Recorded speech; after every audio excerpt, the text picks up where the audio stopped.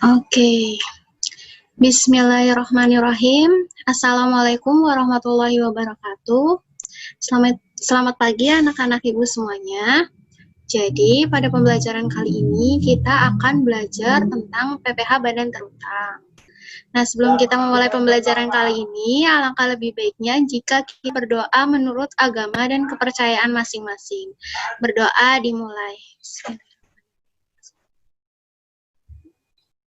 Ya, berdoa selesai. Nah, jadi sebelum kita memulai pembelajaran kali ini, saya akan menjelaskan terlebih dahulu tujuan pembelajaran. Tujuan pembelajaran yang pertama adalah mengemukakan pengertian PPh Badan Terutang. Yang kedua, menentukan objek dan subjek PPh Badan Terutang. Yang ketiga, mengidentifikasikan tarif dan fasilitas PPh Badan Terutang, dan yang terakhir mengidentifikasikan perhitungan PPh Badan Terutang. Oke, kita masuk ke pengantar. Ternyata, selain orang pribadi, subjek pajak lain yang memiliki kewajiban membayar pajak adalah badan. Tahukah kamu bagaimana cara menghitung pajak untuk PPh Badan? Nah, jadi sebelum kita mulai perhitungan PPh Badan, kita harus tahu terlebih dahulu nih pengertian dari badan itu seperti apa, lalu subjek dan objek PPh Badan itu bagaimana gitu. Nah, kita langsung masuk ke dasar hukum PPh Badan. Dasar hukum PPh Badan sendiri itu ada 4. Yang pertama itu ada Undang-Undang Nomor 7 Tahun 1983. Yang kedua ada Undang-Undang Nomor 36 Tahun 2008. Lalu ada Undang-Undang Nomor 46 Tahun 2013. Dan yang terakhir ada Undang-Undang Nomor 23 Tahun 2018. Oke, selanjutnya kita masuk ke pengertian badan hukum. Nah, badan hukum yang dikenakan PPh Badan Terutang itu seperti apa dan pengertiannya tuh apa gitu loh. Jadi PPh Badan menurut Undang-Undang Ketentuan Umum Perpajakan adalah badan atau sekumpulan orang atau modal yang merupakan kesatuan baik yang melakukan usaha maupun tidak melakukan usaha.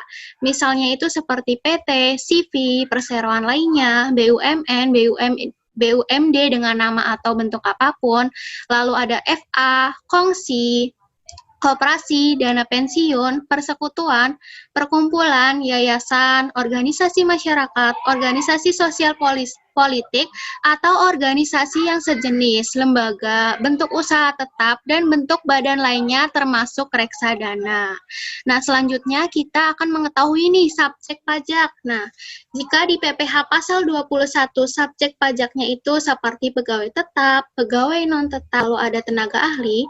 Nah, di PPh Badan Terutang ini subjeknya itu dibagi menjadi 2, yaitu subjek dalam negeri dan subjek badan luar negeri. Nah, subjek badan dalam negeri ini adalah badan yang didirikan di Indonesia atau bertempat kedudukan di Indonesia.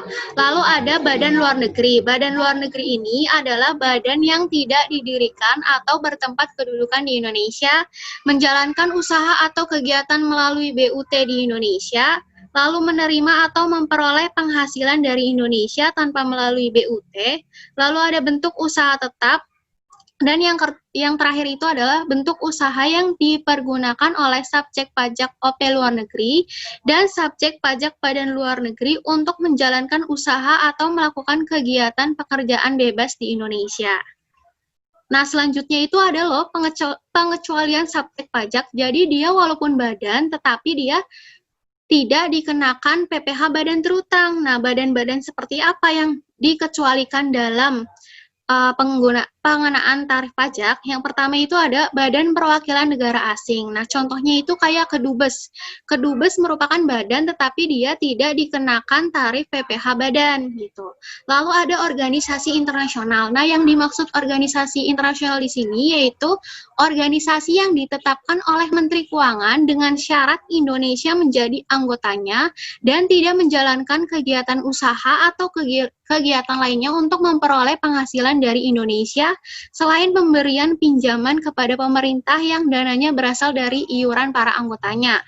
Nah, contohnya itu seperti WHO. WHO itu merupakan sebuah badan, tetapi dia Tetapi badan tersebut tidak dikenakan tarif PPh badan. Lalu yang ketiga adalah unit tertentu dari badan pemerintah dengan syarat yang pertama dibentuk berdasarkan peraturan perundang-undangan yang berlaku, lalu dibiayai dengan dana yang bersumber dari APBN atau APBD. Yang ketiga, penerimaan lembaga tersebut dimasukkan dalam anggaran pemerintah pusat dan daerah, lalu pembukuannya diperiksa oleh aparat pengawasan fungsional negara. Nah, contohnya itu seperti badan pemerintah daerah, badan layanan umum daerah, gitu. Jadi itu merupakan badan yang tidak termasuk dalam subjek pajak PPh badan terutang.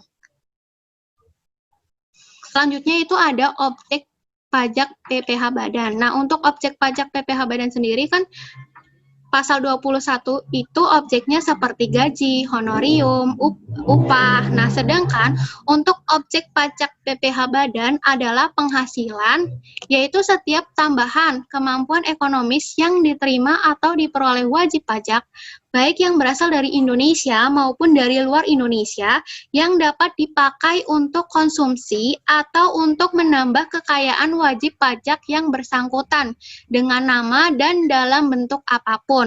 Bagi wajib pajak badan, objek PPh diatur dalam Pasal 4 Ayat 1 Undang-Undang PPh. Selain itu, ada beberapa jenis penghasilan yang dikenakan pajak secara final yang diatur dalam Pasal 4 Ayat 2 Undang-Undang PPh.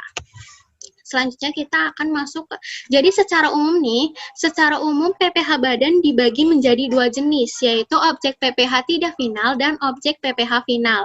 Objek PPh tidak final adalah objek pajak yang pada akhir tahun dihitung ulang, lalu diperhitungkan dengan kredit pajak yang telah dipotong pihak lain. Sementara itu, objek PPh final adalah objek PPh yang pajaknya telah final atau selesai pada saat dipotong oleh pihak lain, atau dipotong sendiri pada akhir tahun dan tidak dihitung ulang. Artinya pemajakannya itu dilakukan satu kali dengan tarif tersendiri dan tidak ditanggung oleh penghasilan lainnya. Selanjutnya kita masuk ke bukan objek pajak atau pengecualian objek pajak. Yang pertama itu ada bantuan atau sumbangan, lalu ada harta hibah, warisan, dan kalian bisa baca sendiri ya, banyak pengecualian dari objek pajak. Nah, selanjutnya itu ada tarif pajak. Nah, dari tahun 2010 sampai sekarang, tarif pajak yang digunakan di Indonesia itu ada 4. Jadi berdasarkan pasal, ada 4 pasal. Yang pertama itu ada pasal 17 ayat 1B. Pasal 17 ayat 1B itu tarifnya sebesar 25%. Lalu yang kedua ada pasal 17 ayat 2B. Itu tarifnya sebesar 25% sampai 50%. Kemudian ada pasal 31E. Pasal 31E ini tarifnya sebesar 25% dikali 50% dikali fasilitas. Lalu ada PP nomor 23 tahun 2018, tarifnya itu sebesar 0,5%. Nah, nanti kita akan belajar bersama 4 tarif ini dan contoh perhitungannya. Nah, ini lebih jelasnya adalah tarif yang digunakan untuk PPh badan terutang dari tahun 2009 sampai sekarang. Nah, poin pentingnya itu ketika kalian ingin menghitung PPh badan terutang itu ada peredaran bruto sebagai patokan untuk menentukan besarnya tarif PPh badan terutang. Nah, peredaran bruto ini adalah laba kotor perusahaan dalam 1 tahun. Jadi ketika ingin menghitung PPh badan terutang, kita harus terlebih dahulu melihat peredaran brutonya untuk menentukan tarif. Nah, peredaran bruto sendiri itu dibedakan menjadi 3 tingkatan, yaitu badan yang memiliki peredaran bruto 0 sampai 4,8 M, lalu ada badan yang memiliki peredaran bruto 4,8 M sampai 50 M, dan ada yang memiliki peredaran bruto lebih dari 50 M. Nah, semua itu beda tarifnya antara badan yang satu dengan badan yang lainnya berdasarkan peredaran brutonya. Nah, untuk tarifnya sendiri pada tahun 2009 itu seperti ini, 28 kali 50%, 28 kali 50% kali fasilitas, dan ada 28%. Nah, untuk 2010 sampai 2013 itu ada perubahan, yaitu yang tadinya 28% berubah menjadi 25%. Nah, untuk 2013 sampai 2018 ini ada perubahan pada badan yang memiliki peredaran bruto 0 sampai 4,8 miliar, yaitu yang tadinya itu perhitungannya adalah 25% kali 50%, yaitu turun jadi 1%. Gitu.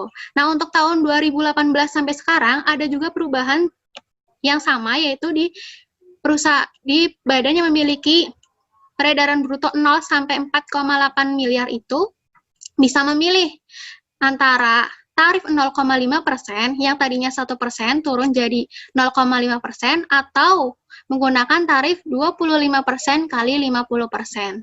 Nah, bedanya apa sih, Bu? 0,5% sama 25% kali 50%. Jadi gini, ketika badan yang peredaran brutonya 0 sampai 4,8 miliar memilih tarif 0,5%, maka ia harus menyetorkan pajaknya tiap bulan dan pajak ini bersifat final. Namun, jika perusahaan itu memilih tarif 25% kali 50%, maka ia menyetorkan pajaknya itu per tahun dan tidak bersifat final. Jika badan mau memakai tarif 25% kali 50%, ia harus lapor ke Dirjen Pajak. Artinya, jika tidak lapor, maka dia akan dikenakan tarif 0,5%. Oke, kita masuk ke ketentuan tarif dan fasilitas PPh Badan. Seperti yang tadi saya jelaskan, itu ada 4, yaitu yang pertama itu adalah pasal 17 ayat 1 huruf B. Nah, pasal 17 1 huruf B ini biasanya itu digunakan kepada wajib pajak badan dalam negeri dan bentuk usaha tetap, yang biasanya peredaran brutonya itu lebih dari 50 miliar. Nah, sebenarnya menggunakan tarif tunggal nih, yaitu sebesar 28%, yaitu pada tahun 2009, dan pada tahun 2010 tarifnya itu berkurang menjadi 25%. Nah, kemudian contohnya itu seperti ini. Misalkan ada perusahaan memiliki peredaran bruto itu 54 miliar dengan jumlah PKP-nya itu 4 miliar. Nah, cara perhitungannya bagaimana? Cara perhitungannya kalian tinggal kalikan tarif sebesar 25% dengan PKP-nya. Ingat ya, dengan PKP, bukan dengan peredaran bruto. Gitu. Jadi, hasilnya itu 1 miliar itu untuk PPh badan terutang dalam 1 tahun.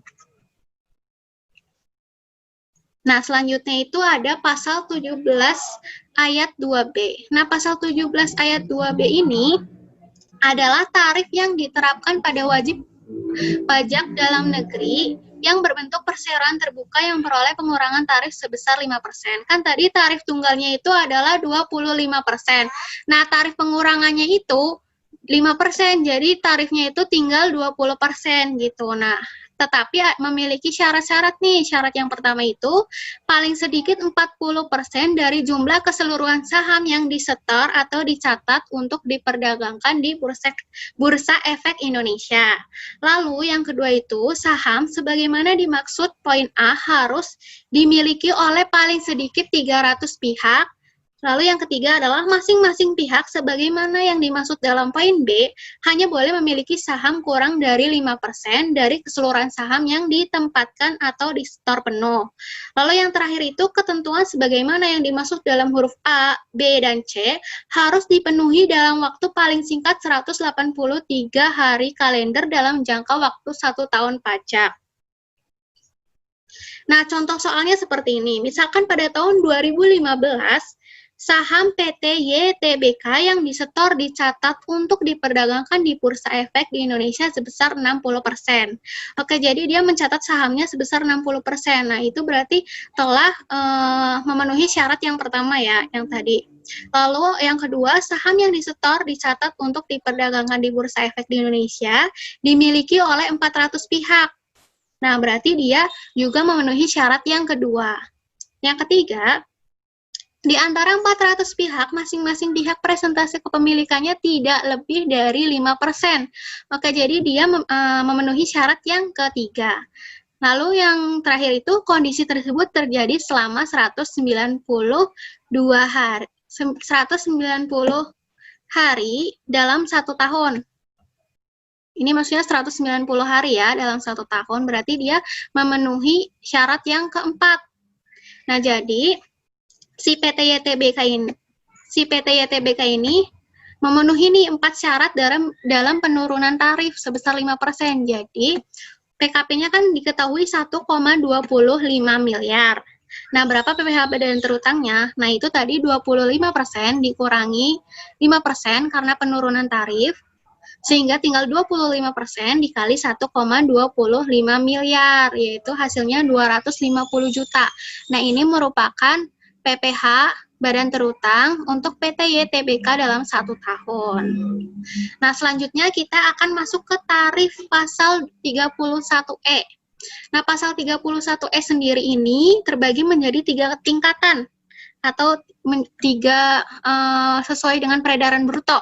Yang pertama itu adalah badan yang memiliki peredaran bruto 0 sampai 4,8 M itu rumusnya adalah 50% dikali 25% dikali seluruh PKP. Yang kedua, peredaran bruto lebih dari 4,8 M sampai dengan 50 M, PPh terutangnya itu rumusnya adalah 50% dikali 25% dikali PKP dari bagian peredaran bruto yang memperoleh fasilitas, ditambah 25% dikali PKP dari bagian peredaran yang tidak memperoleh fasilitas. Yang ketiga adalah BUT. Nah, BUT ini merupakan subjek pajak luar negeri, sehingga tidak mendapatkan fasilitas pengurangan. Jadi tarifnya tetap, yaitu sebesar 25%. Dan biasanya itu BUT itu memiliki peredaran bruto di atas 50 miliar. Nah, contoh soalnya seperti ini. Nah, ini adalah contoh soal untuk yang fasilitas, karena rumusnya itu agak susah, gitu loh. Jadi, contohnya ini seperti ini. Peredaran bruto PT ABC pada tahun sebelumnya mencapai lebih dari 4,8 miliar. Tahun ini peredaran brutonya mencapai 30 miliar dengan penghasilan kena pajak sebesar 3 miliar. Nah, untuk menghitung PPh badan terutangnya itu ada 2 perhitungan. Yang pertama itu adalah menghitung bagian PKP yang memperoleh fasilitas, dan yang kedua itu menghitung bagian PKP yang tidak memperoleh fasilitas. Bu, maksud fasilitas itu apa sih? Jadi fasilitas gini, pemerintah itu memberikan mengurangi beban dari badan yang memiliki peredaran bruto itu 4,8 miliar sampai 50 miliar. Jadi pemerintah itu melaksanakanlah fasilitas ini. Maksudnya dari 3 miliar ini, kan tadi PKP-nya itu 3 miliar. Nah, dari 3 miliar ini, ada yang mendapat fasilitas pengurangan, yaitu sebesar 50%, ada juga yang tidak, yaitu langsung dikalikan 25%. Nah, gitu, caranya seperti ini. Untuk yang memperoleh fasilitas, caranya adalah 4,8 miliar. Nah, 4,8 miliar ini rumus tetap ya, jadi tetap 4,8 miliar gitu. Lalu dibagi 30 miliar. 30 miliar ini dari peredaran brutonya. 30 miliar, lalu dikali PKP-nya, 3 miliar, ketemulah 480 juta. Nah, 480 juta ini karena mendapatkan fasilitas, maka dikenakan tarif 25% kali 50% kali 480 juta. Hasilnya adalah 60 juta. Nah, perhitungan yang kedua, menghitung PKP yang tidak mendapat fasilitas. Caranya adalah 3 miliar PKP sebelumnya dikurang 480 juta. Dari sini, dari perhitungan yang mendapat fasilitas, ketemulah 2,52 miliar. Nah, 2,52 miliar ini karena tidak mendapat fasilitas, maka langsung dikalikan 25%. Tidak perlu dikalikan 50%. Nah, hasilnya adalah 630 juta. Nah, dengan demikian, total PPh yang harus dibayar adalah 60 juta ditambah 630 juta, yaitu 690 juta. Ini merupakan PPh badan terutang PT ABC dengan peredaran bruto 30 miliar dan PKP sebesar 3 miliar. Selanjutnya kita akan masuk ke tarif PP 23 tahun 2018 atau tarif 0,5%. Nah, biasanya sih tarif 0,5% ini digunakan untuk UMKM ya. Jadi tarif ini biasanya digunakan untuk UMKM yang menyetorkan pajaknya itu setiap bulan, bukan setiap tahun. Kan tadi kalau pasal pasal 17 ayat 1B, pasal 17 ayat 2B dan pasal 31E itu pajaknya per tahun. Nah, kalau misalkan PP 23 tahun 2018 ini untuk UMKM biasanya itu tarif pajak yang disetorkan itu adalah per bulan gitu. Nah, contohnya gini, dalam 1 bulan omset penjualan usaha CVA adalah 100 juta. Berarti dia kan diasumsikan omset peredaran brutonya itu nggak lebih dari 4,8 miliar ya.